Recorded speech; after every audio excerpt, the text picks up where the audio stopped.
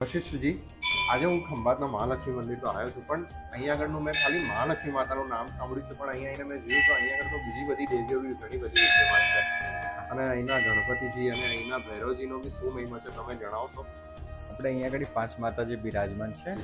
ગણપતિ પહેલા બિરાજમાન છે, જેમની જમણી સૂંઢ છે અને જેમના હાથમાં લાડુ નથી, કુંભ છે. પ્લસ અહીંયા ભૈરવદેવ પણ બિરાજમાન છે. આપણે બાળ સ્વરૂપ તોતડા માતા છે, બાળ સ્વરૂપ મહાલક્ષ્મી છે, યુવાન સ્વરૂપ મહાલક્ષ્મી માતા છે, અસલ સ્વરૂપ મહાલક્ષ્મી માતા છે અને તુળજા ભવાની માતા છે, જે શિવાનંદ સ્વામીના કુળદેવી છે. અને તોતડા માતા જે બાળક તોતડું બોલતું હોય એની બાધા રાખે, ઉત્તરાયણના દિવસે બોર ઉછાળવાની બાધા રાખે તો અવશ્ય એ બાળક બોલતા પણ થાય છે. અને આ બાળ સ્વરૂપ મહાલક્ષ્મી માતા છે, આ યૌવન સ્વરૂપ મહાલક્ષ્મી માતા છે અને અસલ સ્વરૂપ છે. અચ્છા.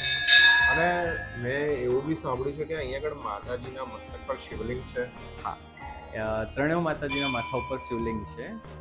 બાળ સ્વરૂપ માતાજીના માથા ઉપર યૌવન સ્વરૂપ અને અસલ સ્વરૂપ, જે સ્ત્રીના ગર્ભાશયનું પ્રતીક છે. શિવલિંગના ઉપર માતાજીના ઉપર શેષનાગ છે, જે આખા શરીરે વીંટાઈને પગ સુધીના છે. અહીંયા આગળ માતાજીની નવરાત્રિમાં, આસો મહિનાની નવરાત્રિમાં બાધા રાખે, આઠમના દિવસે 2 સફરજન મૂકી જાય અને 11 જ્યારે માંડવી વધાવે ત્યારે ફળ લઈ જાય ત્યારે એમને ત્યાં આગળ અવશ્ય દિવસો રહે છે. અમારે અહીંયાથી કોઈને કંઈ જ બાધા આપવામાં આવતી નથી.